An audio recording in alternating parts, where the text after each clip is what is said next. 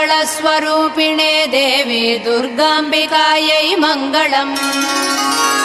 मङ्गलं कनकाम्बरधरे मङ्गलं विजयाचलवासिने सर्वगुणसम्पूजिते देवी नित्यं भवतु मङ्गलम्।